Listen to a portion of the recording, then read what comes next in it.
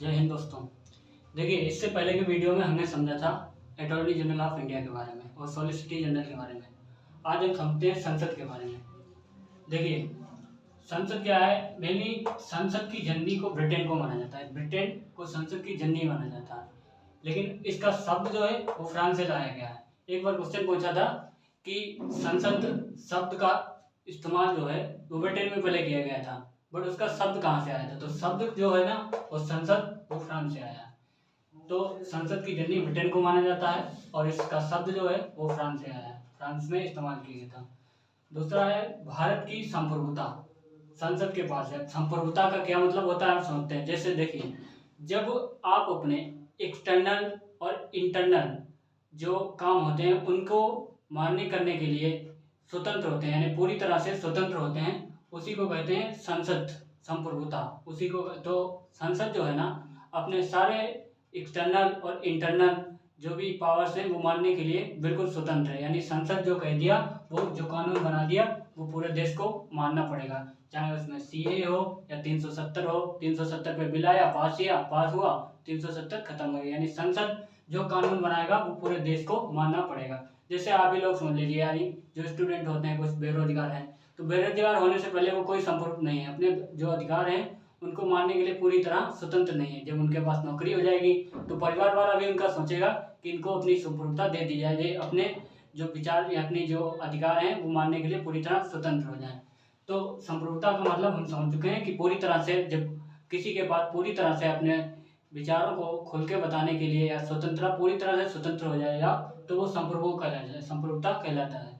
दूसरा है अंतरराष्ट्रीय संधि का लागू होना संसद बिना उस राज्य की सम्मति के।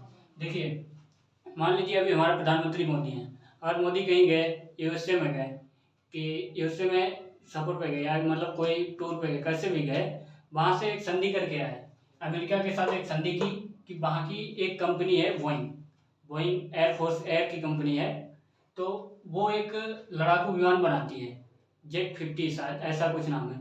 तो उसने मोदी जी ने अमेरिका के साथ एक संधि की कि हम आपके जेट 50 का जो पायलट वो जहाज है ना उसका कारखाना कर्नाटक में लगाना चाहते हैं, कंपनी कर्नाटक में लगाना चाहते हैं।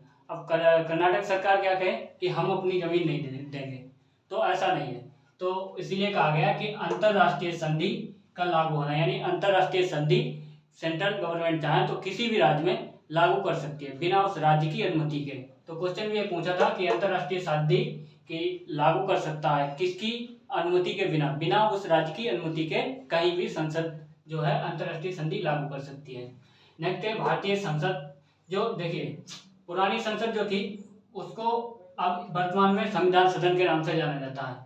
इसको लुटियंस बेकर ने 1921-27 में बनाया था। उस समय जो वायसराय थे वो इरविन थे, उसमें वायसराय इरविन थे। 21 से 27 में इसका निर्माण हुआ था, पुरानी वाली, जो इसको अभी के समय में संविधान सदन के नाम से जाना जाता है। इसका निर्माण लुटियंस और बेकर ने किया था। मेनली इसमें प्रमुख जो थे वो लुटियंस थे।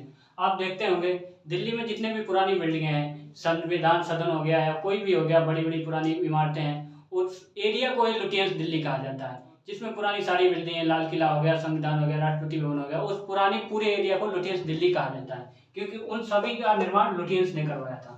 लुटियंस वास्तुकार थे मेनली। दूसरा है अनुच्छेद आर्टिकल 79। संसद की जो चर्चा है हमारे संविधान में 79 में की गई है। देखिए, 79 में इसकी चर्चा की गई। संसद के जो अंग होते हैं वो लोकसभा, राज्यसभा और राष्ट्रपति होते हैं।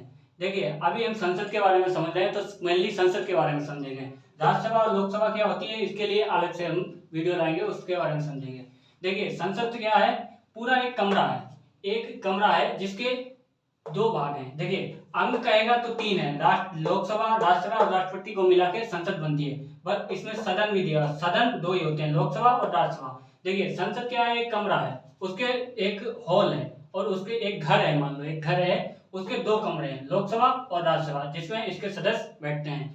लोकसभा की चर्चा आर्टिकल 81 में की गई और राज्यसभा की चर्चा आर्टिकल 80 में की गई है। देखिए, हाउस ऑफ कॉमन, यानी लोकसभा को यूके के लोग, यूनाइटेड किंगडम यानी ब्रिटेन के लोग हाउस ऑफ पीपल कहते हैं, अपने यहाँ कहते हैं लोकसभा। यानी लोक माने जनता, जनता का दल, यानी जनता का सदन, जनता सामान्य लोगों का।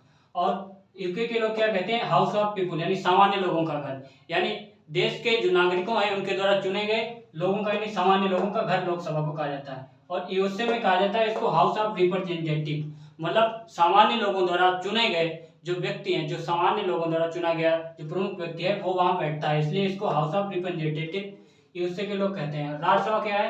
राज्यसभा का अपने यहाँ राज्यसभा कहा जाता है। और यूके में क्या जाता है? हाउस ऑफ लॉर्ड्स, यानी बड़े लोगों का घर, यानी राज्यसभा में सबसे ज्यादा पढ़े लिखे लोग बैठते हैं, यानी बड़े बड़े जो ज्ञानी वगैरह पढ़े लिखे लोग इसमें जाते हैं, चुन के इसमें भी जाते हैं लेकिन इसका चुनाव अप्रत्यक्ष होता है। और राज्यसभा जो यूएसए के लोग हैं इसे राज्यसभा को सीनेट कहते हैं। ठीक है, इसके आगे हम समझते हैं इनमें जो बैठते हैं लोग, लोकसभा जो बैठते हैं संसद में उनको कहते हैं सांसद, मेंबर ऑफ पार्लियामेंट, यानी संसद में बैठने वाले को सांसद कहा जाता है। आप लोगों ने भी देखा होगा आपके जिले के कौन संसद है, सभी लोगों को पता होगा अपने अपने जिले के संसद के बारे में, तो इसको इसके सदस्य को संसद कहते हैं। तो आज हमने समझा संसद के बारे में, तो संसद क्या होती है आज हमने समझा। नेक्स्ट वीडियो में हम समझेंगे लोकसभा और राज्यसभा के बारे में।